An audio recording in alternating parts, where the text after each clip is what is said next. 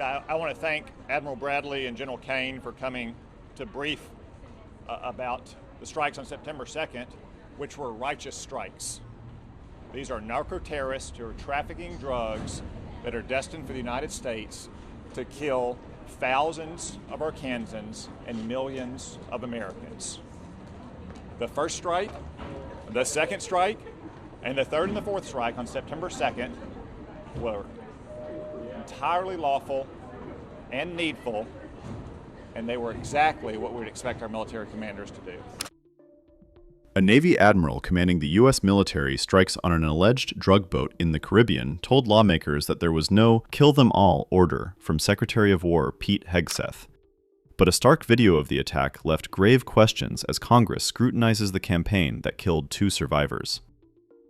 Admiral Frank Bradley appeared for a series of closed-door classified briefings at the Capitol as lawmakers conduct an investigation after a report that he ordered the follow-on attack that killed the survivors to comply with Hegseth's demands. Legal experts have said such a strike could be a violation of the laws of military warfare. Bradley was very clear that he was given no such order to give no quarter or to kill them all, said Senator Tom Cotton, who heads the Senate Intelligence Committee, as he exited a classified briefing. I want to thank Admiral Bradley and General Kane for coming to brief about the strikes on September 2nd, which were righteous strikes. These are narco-terrorists who are trafficking drugs that are destined for the United States to kill thousands of Arkansans and millions of Americans. The first strike, the second strike, and the third and the fourth strike on September 2nd were entirely lawful and needful, and they were exactly what we would expect our military commanders to do.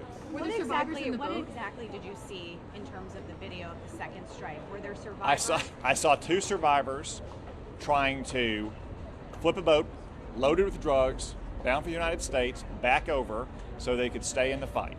And potentially, given all the context we heard, of other narco-terrorist boats in the area coming to their aid to recover their cargo and recover those narco-terrorists. And just like you would blow up a boat off of the Somali coast or the Yemeni coast, and you'd come back and strike it again if it still had terrorists and it still had explosives or missiles, Admiral Bradley and Secretary Hegseth did exactly what we would expect them to do. Did Congressman Hines said it's one of the most disturbing things he's seen in his career. Did that match Who up did? with what Congressman Hines? No, I didn't see anything disturbing about it. What's disturbing to me is that millions of Americans have died from drugs being run to America by these cartels. What's gratifying to me is that the president has made the decision, finally, after decades of letting it happen, that we're going to take the battle to them. And we're going to continue to strike these boats until cartels learn their lesson that their drugs are no longer coming to America. Did a military JAG say that the second and follow-on strikes were all lawful? Yes, look, this is not like a firefight in some cave in Afghanistan that had 3 people. This was witnessed by literally hundreds of uniformed and civilian personnel at the Pentagon, at Fort Bragg, at other installations. Dozens of them were lawyers. Everybody was watching. Everybody had seen the intelligence and the legal basis leading up to these strikes.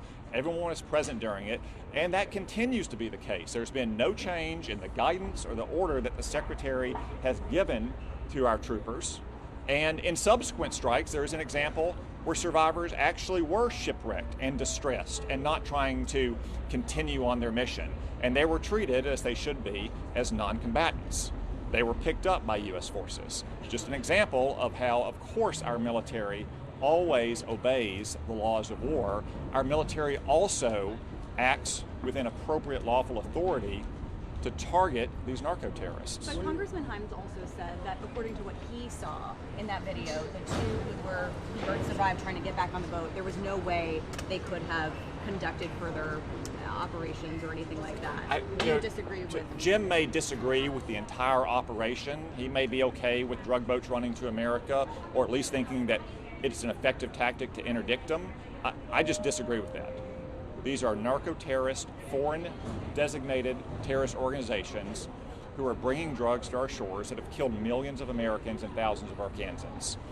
If you think these strikes are justified and righteous, as I do, and I want them to continue, then of course the second strike, when you have two survivors who are trying to flip their boat back over and continue on their mission, remain in the battle.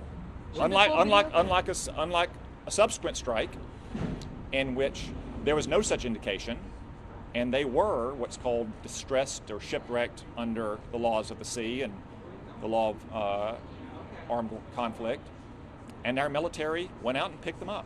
Is it your expectation that these strikes will continue?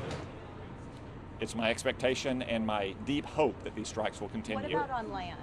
The president has said that strikes could happen on land. Is that something you would support?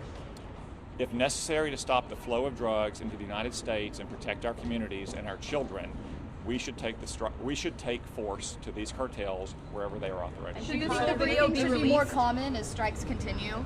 Say again? Should briefings become far more common as strikes continue? No, look, it's not Congress's role to sharpshoot every single tactical decision. This was the first strike, so understandably the Secretary and Admiral Bradley wanted to be involved in it, but subsequent strikes, again, we don't expect admirals and the Secretary of Defense to be approving patrols in Iraq or Afghanistan during the war on terror in those places. They shouldn't be involved in every single decision here, nor should Congress be sitting there sharpshooting and Monday morning quarterbacking. But yesterday the president told reporters that this is war regarding the actions with Venezuela, so that seems like an escalation that Congress would want to be a part of. Well, look, they came up here today to brief us because of the lies that were in the Washington Post last Friday to clear the air.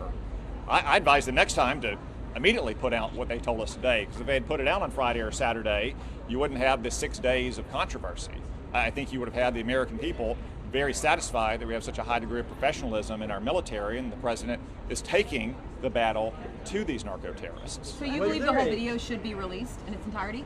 I mean, I'll leave that to the Department of Defense and whether or not there's anything in there they don't want to release. I didn't see anything in there that concerned me. Look, these videos have been made and released for 25 years. Like, you've all seen videos that have been released of drone strikes or helicopter strikes on terrorist groups in Afghanistan or Syria or Iraq or Yemen.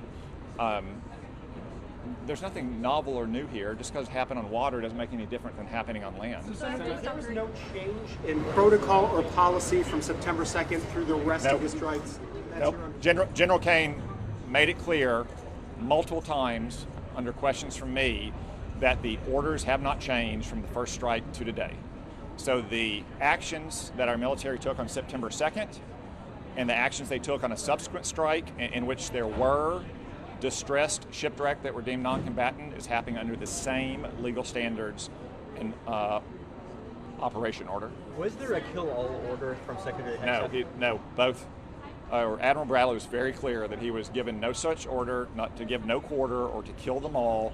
He was given an order that, of course, was written down in great detail, as our military always does. But was there a vocal order as well? There was no vocal order either. After what you heard today, do you think it's appropriate for Senator Wicker to be launching into a continuous investigation into the second strike? Well, I mean, I think what we saw today and what Senator Wicker and Senator Reid on the Armed Services Committee saw today is a very thorough inquiry into exactly what happened. I can't say what's going to happen on the committee in the future, but I think what happened today with General Kane and Admiral Bradley coming up and showing us the videos, kind of talking through everything that led up to September 2nd, is a very thorough review of what's happened. No more information is needed from your state. I don't personally need any more information, no. If the Senator, how far administration apart goes, were those strikes on September 2nd? I mean, they're several minutes apart. You had obscurance, both the smoke from the first strike and then cloud cover as well. I couldn't tell you exactly how long. But minutes, they weren't. not, I think minutes. Yeah. minutes, not hours. Senator, I don't think so. Senator, you said that the strikes were righteous, that there were 4 of them. Would you have taken the same shot if you were in that position? If I was Admiral Bradley and I'd been delegated that authority, absolutely. And I'd do it again. Was there more than 4 shots? Based on the briefings, No, there's 4. based on the briefings you've received, do you agree with the president that we are at war in these engagements? These drug cartels have been waging war against the American people for decades, and we are finally simply joining it.